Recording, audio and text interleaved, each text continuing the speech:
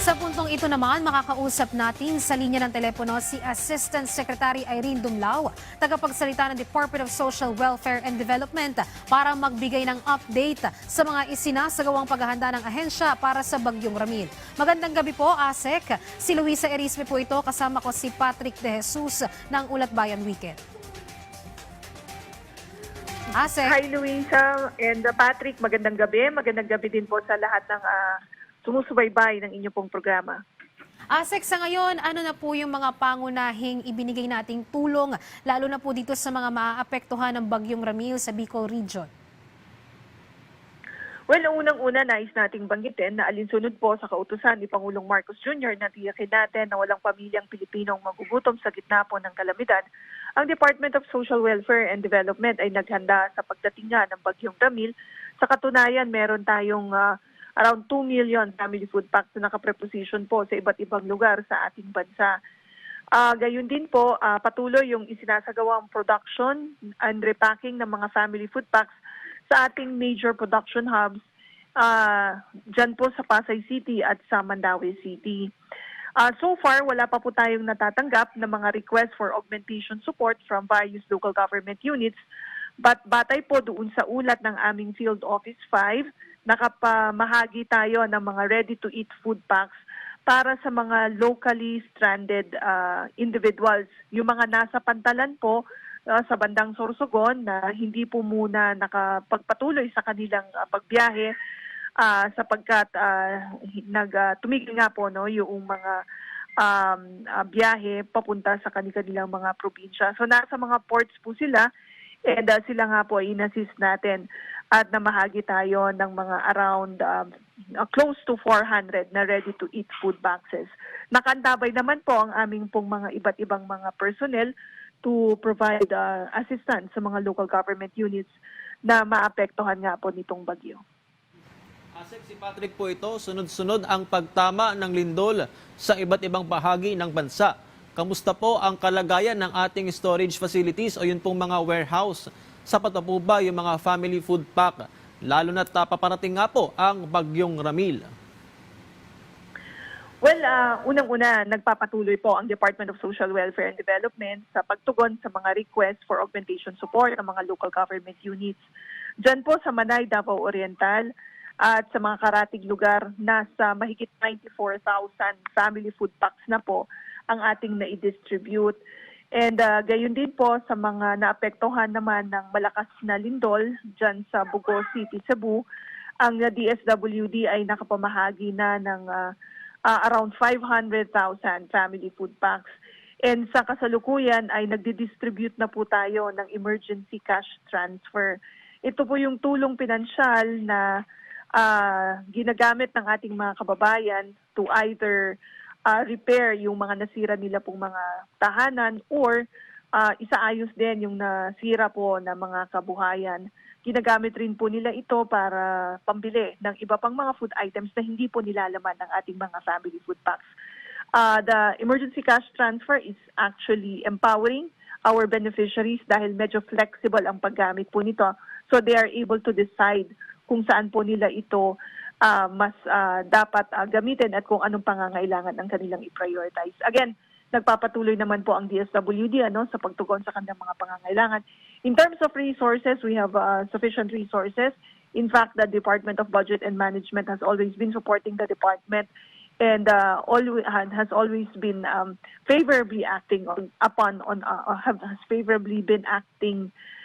on our request for QRF replenishment, and that enables the department to continue with its ongoing disaster response operation. ASEC, Luisa po ulit ito ng PTV. Bali, ito pong Bagyong Ramil ay naglandfall na po sa ilang lugar sa Bicol Region. Ilan na po kaya yung datos natin sa ngayon ng mga nasa preemptive o nasa evacuation centers at ano-ano na po yung naibigay nating tulong dito po sa mga nasa evacuation centers ngayon?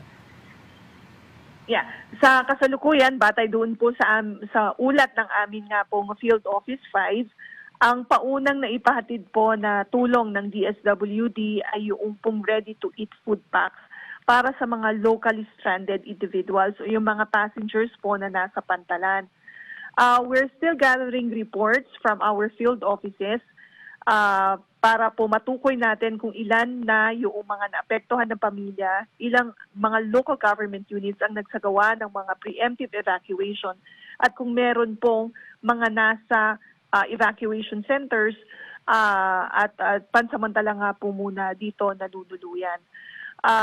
Of course, these reports coming from the local government units will have still to be validated by our field offices, and we expect these reports to come in tonight, and hopefully by tomorrow meron na po tayong maibahaging ulat hinggil dito. Yes po, ASEC. Ano pa pong programa ang hinihanda po ng DSWD bukod po sa relief operations? Nabanggit po ninyo kanina, meron po mga cash grant na ibinibigay po sa mga evacuees. That's correct. In fact, yesterday, tayo po ay sumama nga po sa pagbisita ni Pangulong Marcos Jr. sa Cebu, particularly in the northern part of Cebu. Nagtungo kami sa San Remigio and din sa Bogo City. And nakita nga po natin yung pong kalagayan ng ating mga kababayan na nasa mga tent city or doon sa areas na sila ay pansamantala muna na naninirahan sapagkat ayaw pa nga muna nilang umuwi sa kanilang mga tahanan, bunsod ng trauma and takot. So pumunta po tayo, nakita natin na may mga women and friendly spaces para sa mga vulnerable sectors.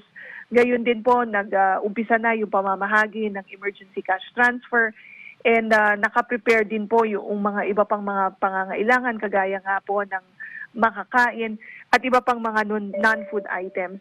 Nakahanda po ang lahat ng ito and sa mga ibang areas din na naapektuhan ng ibang mga kalamidad ay ibinabahagi din po natin ito. ASEC, base po sa pag-asa ay posibleng lumakas pa itong bagyong Ramil bago po ito tumama o manalasa sa Luzon. Ano naman po yung preparasyon natin na ginagawa para po dito sa pananalasa ng bagyong Ramil sa Luzon?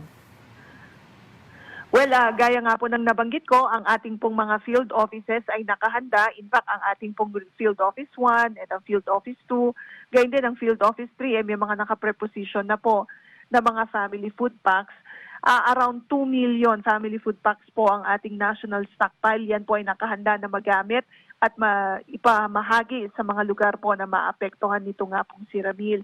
Sa katunayan dito sa Region 1, ang alert status po dyan ay nasa red alert and ito naman po ay bilang paghahanda nga po sa pagdating ni Ramil. So ibig sabihin nito, lahat po ng ating mga personnel ay nakadeploy at nag-a-assist na sa mga regional DRRM office and lahat po ng ating mga resources ay readily available to provide to ensure na makapag-provide tayo ng augmentation support sa mga local government units. Okay, maraming salamat po, ASEC Dumlao, tagapagsalita ng DSWD. Maraming salamat din po at magandang gabi.